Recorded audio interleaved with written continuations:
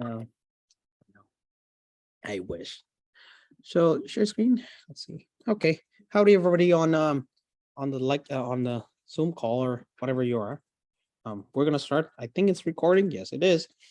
Okay.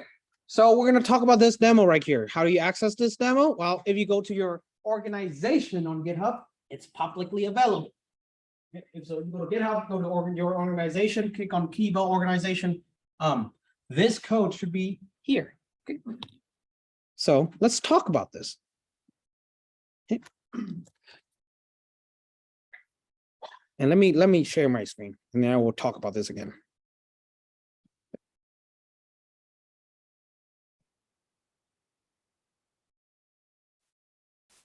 Okay, so let's put on a screen mirroring. Okay. So what is the exact fork combo? It's the way for you to be able to see to be able to spawn another process and execute a different set of code without having to open a new terminal to run it, or having to do all the labor work. Okay, it doesn't really make sense beside that context until you start PA2. So it's okay if you take it for granted that we just do it for convenience. That works too, right? Okay, so let's see. So if you have let's look at let's look at the code first. You can see what happened. Okay. So you have this line of code. It's look like a lot, but it's not really. It's only like 40 lines. Okay. So this only have main. Okay, y'all see main, bless you. Okay. So you see, we start with the fork statement right away, right? What does that mean? It will spawn into two processes. So the moment this is executed, the parent would be what? The parent would be the original code that got executed, and the child will be the one spawned from the fork statement. Does that make sense? Okay. So what happened here is when this fork spawned, there will be different return value of fork, depends on what you have. Okay. So if it returns -1 or less than zero, there's an error. Okay. I never got this to work. I don't know. I never seen this working before. Like I never seen fork having an error. Maybe there's a way I never discovered. But if it returns, so it's for the sake of completeness, if it's less than 0, and if you read the document for man, it will also say this true. It's that if PID return -1, then there's an error. Okay. If PID in the child, right? Because now we have two processes, right? Executing the same code, right? So then in the child, if fork returns 0, that is the child, right? Does that make sense? So if fork returns 0, that indicates that that process is a child. Okay. And if else, right? If it's something greater than 0, in fact, it is the PID of the child, then it is the parent. So let's draw this out and see what it is.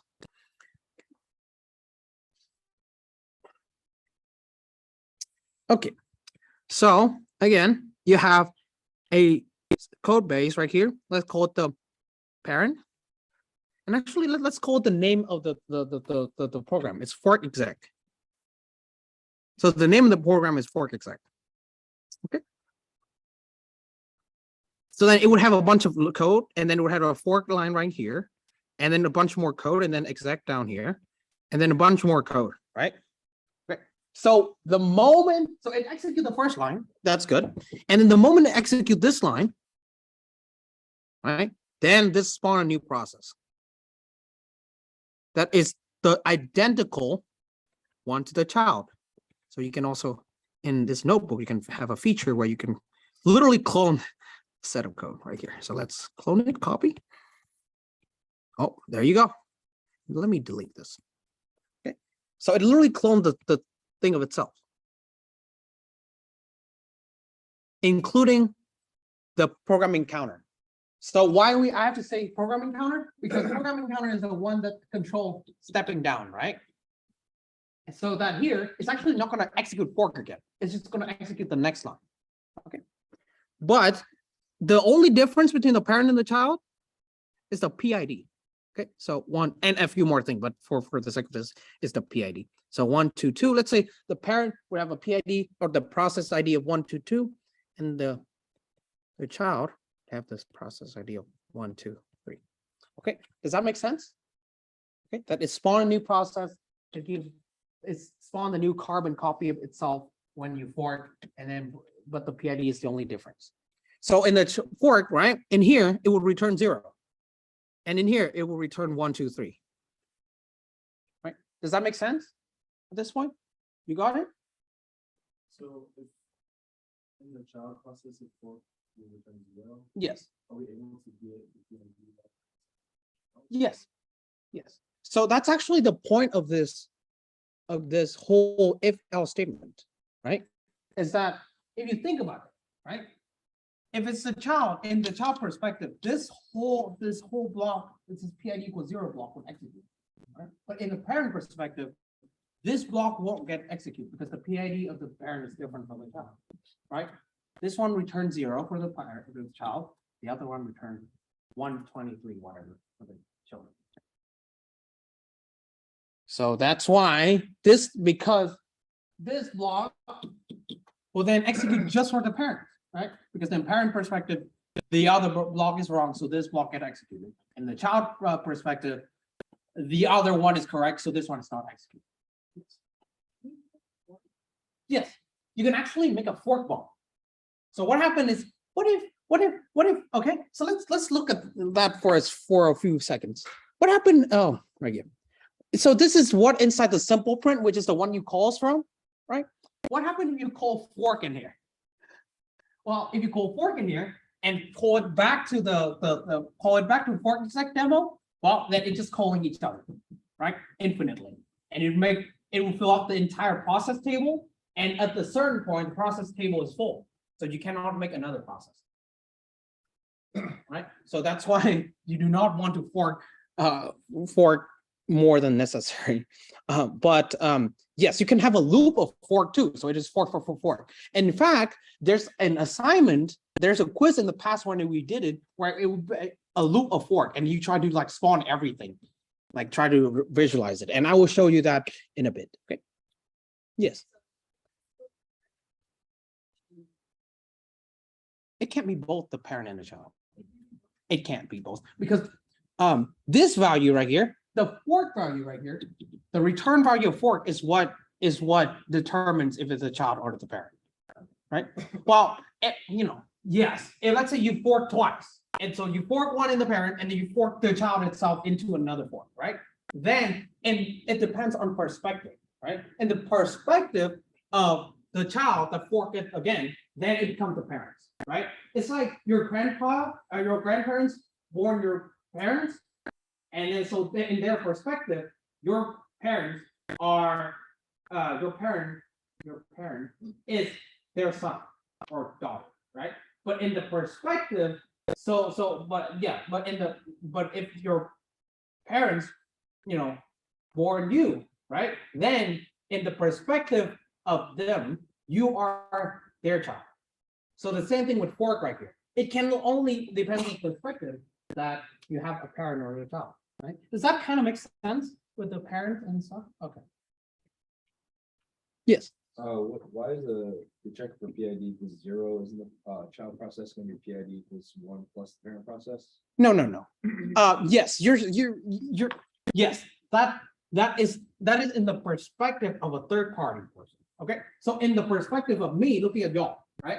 You are one person, you are another person, right?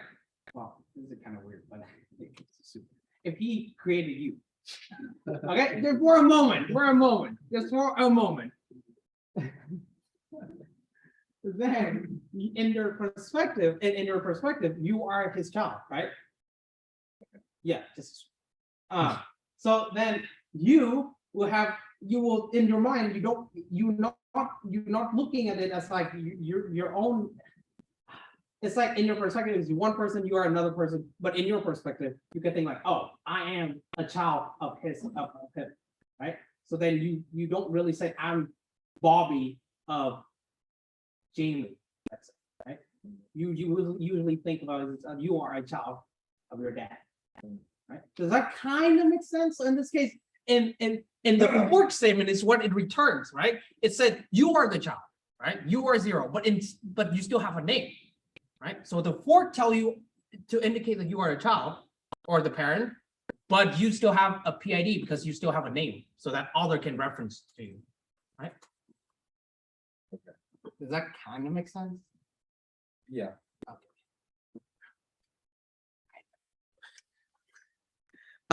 But basically, we will do the demo and you will see. Okay, so that's that. So let's look at this one a little bit more details. So in the child block, right, equals 0. The cout statement, well, it just cout, right? It just cout the PID of whatever it get from here. So it should return what? So what is this should return? PID, what is it? 0. Exactly. Okay. So then this whole block, then the next one is 35 to 40. That is your exec, right? You have heard the fork and exec. This is where exec comes in, right? So is that like the child process? It's in the child process, right? Okay, so like once you're in like that else if for PID equals 0, that line's just pointed out. So like that would be like the child process. that you're Yes. following. Yes. So only the child process execute exec, right? The reason is you want to spawn another process so that you can execute other code, right? Yes. Oh, I was gonna ask, the child process defines, does it start from the beginning of the code or just from that point? From that point, because it's copy the programming counter, and the programming counter is like the one that points down. So when you get the simple, right? So it points to simple print, right? So the first line right here, line 35, it's a classic block that used to get for you to let's say for you to plug into exec VP. So exec VP is a flavor of exec. So let's look into it. What exec VP does. So you see exec VP get a constant car, a constant a car string C string constant array. Okay. And then it takes a constant C string for the file. So what happened here is you have a line 35, you construct that by having a simple print as your first element. And then for each new parameters, let's say simple print -m something, then you would get more elements, right? So that right now it's only have 2 elements, right? Does that kind of make sense? Okay. And then null pointer, every time you create a construct like this so that you can plug in exec VP, the last element is always null pointer. Like for anything. So like the last one, either null pointer or null. That works too, right? So then once you do, you get the first parameter into the first element into the first parameter in line 36, and you can see that it just plug in simple print. Okay. Oh, and one more thing. You see why? You might ask, why do I constant cast this one instead of just having simple print, right? The reason is if you just do simple print without the casting, it's not a constant. And if you remember from man page, it needs a constant. So that's why I constant cast again the C string into this so that it become a constant C string. Does that make sense? Okay. Okay, so you execute. I print this line below here to show you that it's actually never going to execute because exec VP, when it execute, it will overwrite the entire process with the code, the new code base of whatever it points to. So if it points to simple print, it will overwrite the entire exec for exec demo of the child. Of course, the parents stay intact. The child with the simple print. Okay. And then in the parent, it would have cout here and would have cout. This statement will return the PID, and you'll see that this will become the PID in the parent block. This will become the PID of the child, which is quite confusing, but bear with me. And then waiting for the child to finish. Okay, so let's execute this code. And then we have a wait PID. Yes, wait PID. What does wait PID do? Well, whenever, remember I said, whenever you create a process, it should be on the process table, right?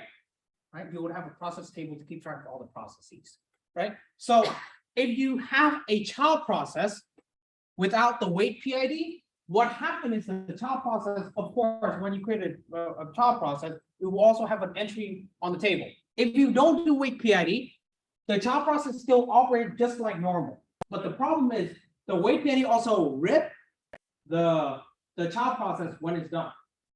So if you don't have wait PID, what happened is the child process still died, but all of its information on the process table still goes on. It still sits there.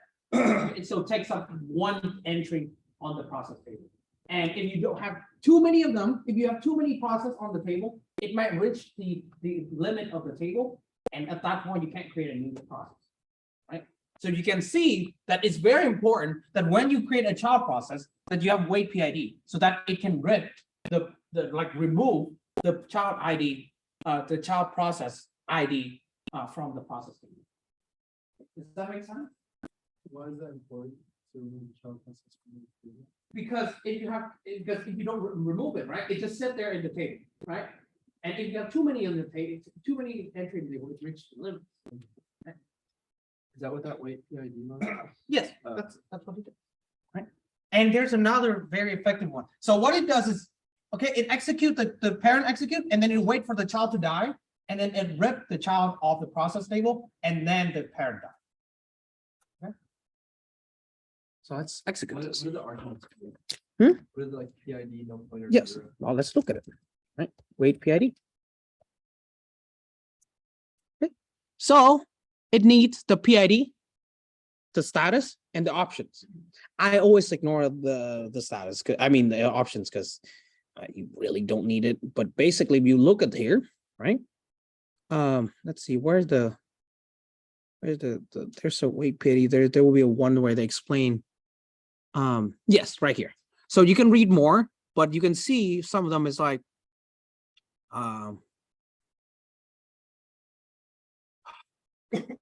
okay. So you see it first, actually, let's go to the description. Okay, all the system call and stuff like that. Blah blah blah blah. A state considered. Yeah, all of these system calls are used to wait the state changes of in a child calling process. Obtain blah blah blah blah blah. A state change is considered to be a child terminated, but child stopped by a signal. Child was resumed by a signal. In the case of the terminated child, performing a wait allows the system to release the resources associated with the child. If a wait is not performed, then the terminated child remains in a zombie state. So it dies, but some of the things of itself moves on. So this is kind of dark at some time, actually.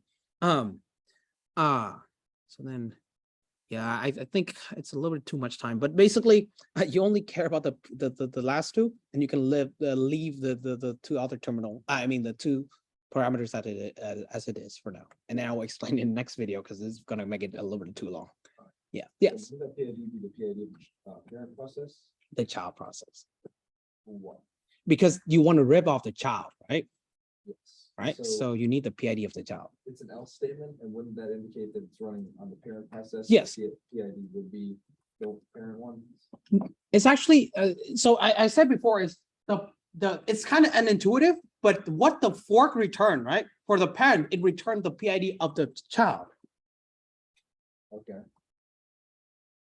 right? Think about it as like this. When fork returns 0, right? That means it indicates that, hey, you are a child, right? So that's why we have a block statement that said equal 0, and it executes the child process. And then in the parent, so how would you, if you think about it, how would you keep track of the child, right? So the fork has to return to the parents the name of the child. It's like in the when you're born in the hospital, right? They have to get, when you're born, you need a name so that your parent can retrieve you later and make you into a consequence to society. But you can see that you need the child PID somehow so that you can take care of your children. Okay.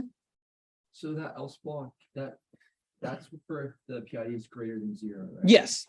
Mhm. So if you want to make it more clear, I can do if PID greater than 0, right? That also worked too. And that happens if the fork returns not a child process. Yes. right? So in the parent process, it return the PID of the child, which is always bigger than 0, right? So I'm just kind of confused. So in what case will that block be executed? So I know like it's if the fork returns not 0. Mhm. So let's look at the drawing so that you can see. Okay, why is it not showing me my iPad? Okay. Well, sometimes I hate it. Anyway, so your question is like, can you repeat it again? Sorry, I was looking at this. Yeah, so like I understand like so the above block, it's like if it equals 0, that means it's a child. Yes. So then there's like That block. child process that's in that block. that Mhm. executes, right? Yes.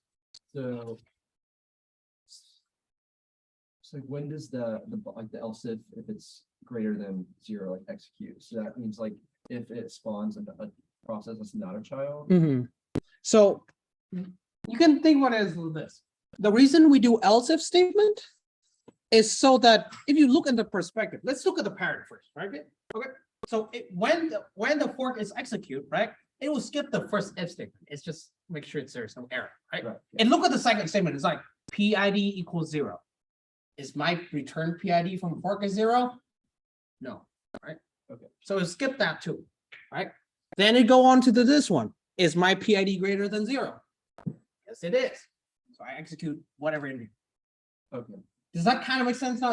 It's that way so that in the child, it execute the other block, but not this block. But in the parent, it would execute only this block. Well, I guess I was just thinking like whenever you do fork, I thought it would always return a child process. Like if you're So it's a little bit weird, but the process, right? The concept of spawning, right? It's spawn 2 process on the ID table in the it's spawn 2 process within the operating system.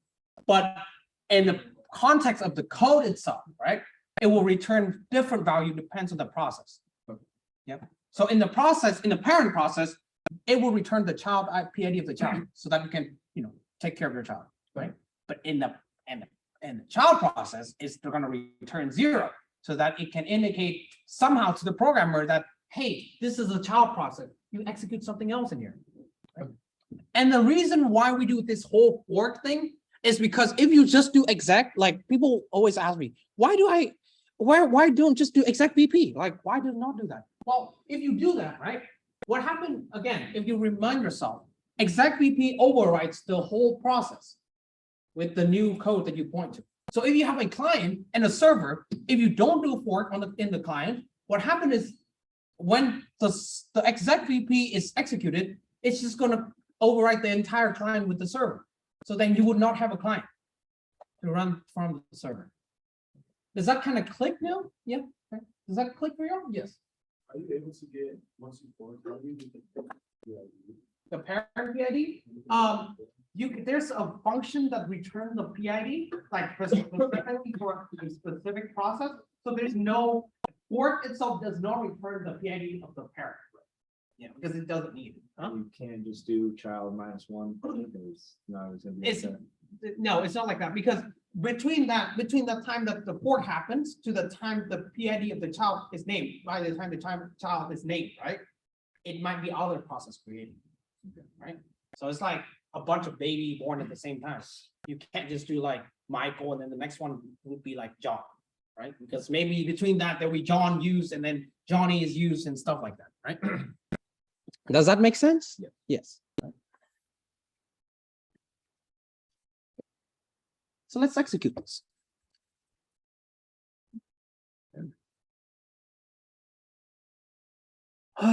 For demo. Okay, let's see this. Okay, you see? So it return value of PID is 1656, 16560, right? And then this would be waiting for the child to finish. So you can see immediately that these 2 lines are executed. And you might think, oh, okay, so now the parent always execute before the child. It's not always the case, and I will show you in a bit. And then in the next one, the return value is PID is 0, right? So it will return this one, right? And then this is a simple print binary. The child program is replaced. So you can see, if you look at simple print, right? You can see this is exact line. So it will call exec VP right after because it's in the child, right? Right? It will call this line, execute this line. I mean, sorry, this line, right? But this line you see is never executed. And the reason it's never executed is because it's overwritten, right? The whole child process is overwritten. Instead of, remember, when you fork, it gets a carbon copy of the parent, right? But once you call exec VP, all the carbon copy part is gone. Like all the code below it is never executed. And it's only execute up until this point before it overwrites with another process, which in this case is the simple print value. Does that make sense? Right. Any questions so far? Is this part actually clicks? Okay, so that you can see now that you can see that if you think about it in terms of server client, right? The client will be the child, the parent, and in fact, I think I can show that. I think. Let me see. Nah, it's too risky. People would pause this and try to look at the code. That'd be kind of. But you can see that in the client server relationship, the client, which is the only one that you need to call, right? Theoretically, in principle rather, then it will be the parent, right? Because that's where, and then you spawn a child, you point exec VP to the binary of the server, then you execute server on a child process. So in this case, you would have one process for the client and one process for the server.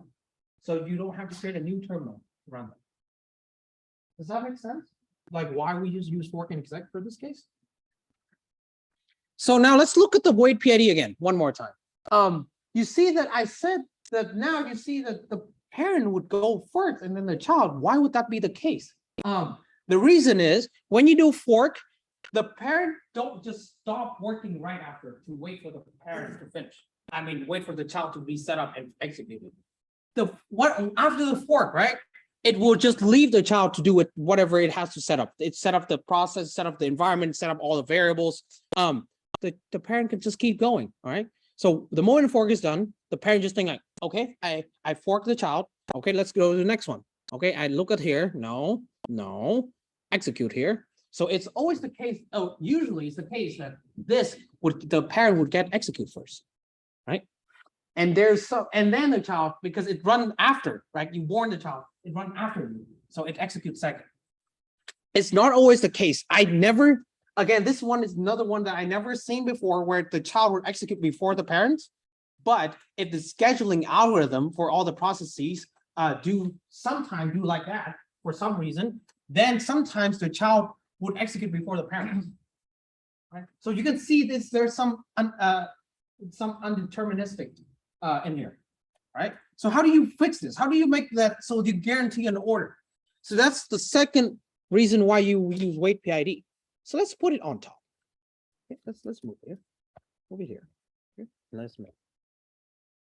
Okay. You see, now the child get execute first, right? The 0, you can see it right there.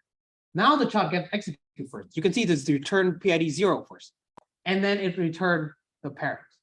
Wait PID again because it has to wait for the child process, which is targeted by the PID value returned by fork, right? It has to wait for the child to finish and rip it off from the process table before the parent execute the last part, which is the 2 print statement. So this is how you guarantee an order that, hey, I had to wait for the child to finish before the parent finished, right? Before the parent can execute whatever line is next to it. So if you have like an algorithm that calculates something else in one process and then do something else in another process, and you want to guarantee an order, you use wait PID. Does that make sense? Any question?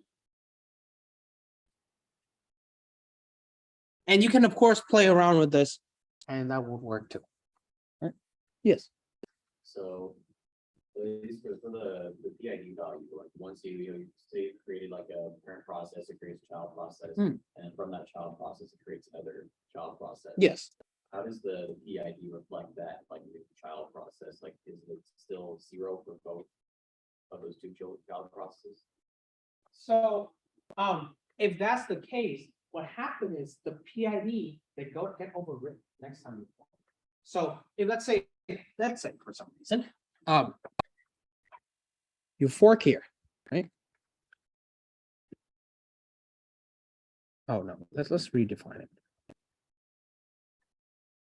Right? Let's say it's like this. So the parent would first fork, right? So then the parent get the PID of the child you just forked.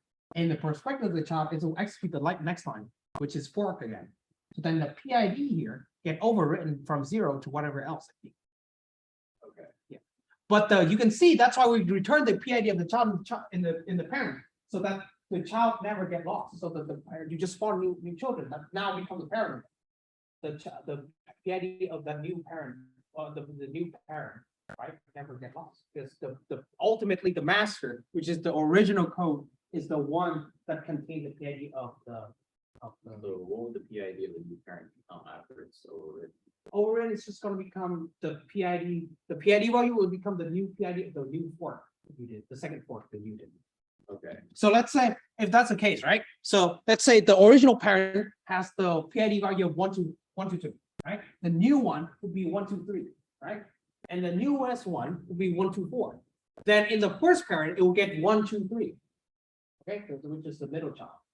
And then the second, the second one, the middle child would get 1, 2, 4. Because that's the PID of the child it just created by itself. Okay, right? Does that make sense? Yes, wouldn't they create two children because it's running in both the parents and the child process? That's right. Yes. So once this line executed, right? In the parent, like in the original parent, this fork get executed. Once this spawn another child, right? So you have fork 1, fork 2, and then that fork above will fork another one again. Does that make sense? So it will be something like this. If I can get this to work. Okay, thank God, right here. Okay, so this is where the fork fun happened. So if you have fork, right, and then it will be 1, 2, 2, right? So the first line it execute, this will fork another one, right? So then this will be fork, right? Just that, right? Then this fork again, and it will be another one. And you can, assume that I can get this to run. Be right here. And this would get another right here. And that would be, let's say this one would be 1, 2, 3. And this is 1, 2, 4, right? This one, while this one is executed, it's also down here. Again, get another fork. But because this time we only have this fork to fork, so there's nothing in here. So it'd be 1, 2, 5. Does that click now? Like, how would you have multiple fork happen? It also the case that because this one takes some time to set up, right? Sometimes there will be the case that this one will be 1, 2, 4. And this one will be 1, 2, 5. It all depends on how scheduling works. scheduling would be the way that you track of which number correlates to which process. Because it depends on how the CPU schedule things, right? The task. Like it tells you fork right here, the next task is fork this one right below it. Then this one would be prioritized, like would go execute first before this one finish. It's a sign of P. Yeah. Yeah. What if you call it waits without forking? Was that gonna cause an error or? You wait without forking? Well, I don't think that would be a problem. In fact, what happened is there's a very, very simple at least for this assignment. What you can do is instead of having to do wait PID all of this, you can just do wait null. Right? So you can see there's no indication of there's something. You can do this too, and that would work. So if the child process calls like wait null, nothing happens. The child process, yeah, nothing. It just sit there like, oh, do I have to wait for anyone? Nope. So it doesn't have to be like, for example, in the if statement like it is now, it can be like outside of before return 0 and then x will be the same. Yep. You can work there here too, if you really want to, right? You can put it down here, up here. And that, Oh, if I can even get this to copy properly, and up here too, that worked too. Right? So in the perspective of the parents, what happened? Well, you can't really put it there because the Eller statement not continuous, right? But in fact, actually, in the server client, you only need an if statement, so you only need something like this. Oh. So you only need the else if equals 0. Because remember, it does not, the child does not execute anything below exec VP, right? So you can do it like this. So you can insert the whole forking without having to insert the entire client code within another else block. Yes. Would you even need like the checking for if it's less than 0 then? It's for error, it's for a purpose of debugging or like error, because you basically what people usually do, it quite annoys me a little bit, is that people tend to just never get like an error checking mechanism, right? So that if sometime if you have a system call and it return an error, people will be like, wait, it doesn't work. Why does it work? Well, have you been putting the error checking statement in there so that it can print out the error? Because you see the P error exec VP, this line is called print error. So it print whatever it describes exec VP is, right? So I don't have a way to call it right now. Maybe I can hard code this. Let's hard code this. So what happened if you hard code this to equal to -1, let's say. Like that's not fork anymore. Let's just do this as -1. What happened? Okay. You see, fork failed. So you can see immediately, this is another way for you to do error checking. There's another very powerful way called assertion. That's another one. But for the sake of this particular point, those are the way to do it, right? You can also do this. It would work too. Like if you do P error, you print it here. But instead of that, you can do like fork. Let's see what happened. Oh, it's a fork success because it's a success right here. It's because it's never actually returned an error. But if it returns an error, then it will tell you what exactly error it is. Right? Does that make sense, y'all? Okay. Any other question? Yes. Yes. There any note from the first child that is actually a child? Because you said this guy used to the. It's overwritten. Right? Wait, what? When you have 2 ports, so you set the ID of the child to the next port, right? So let's return that to that point. Oh. Right here. Right. So you said what? So is there any way to know from the first child that it's a child? Because you set the ID to the port, so it will become like a parent of the next parent. Right. Yeah. So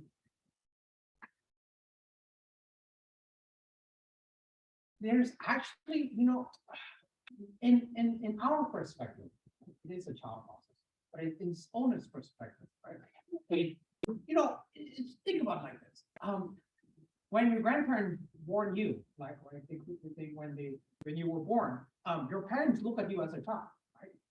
But the moment, so you become children of them. You always forever be children of them.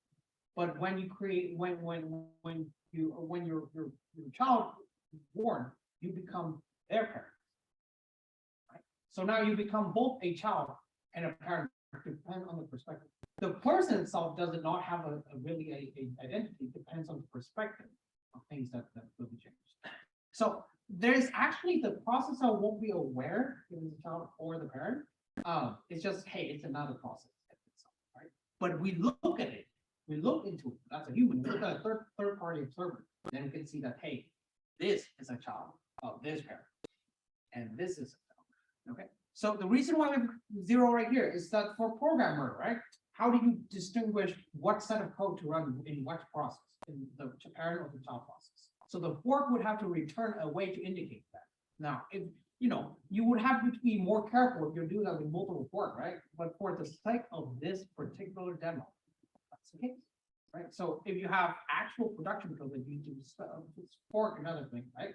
Then you will be careful, like, okay, so if I spawn another fork, this one will become zero, or you would have to create another variable differently to be able to contain the new. So now you would have one variable that you could have zero, one variable would be the PID of the child that you just.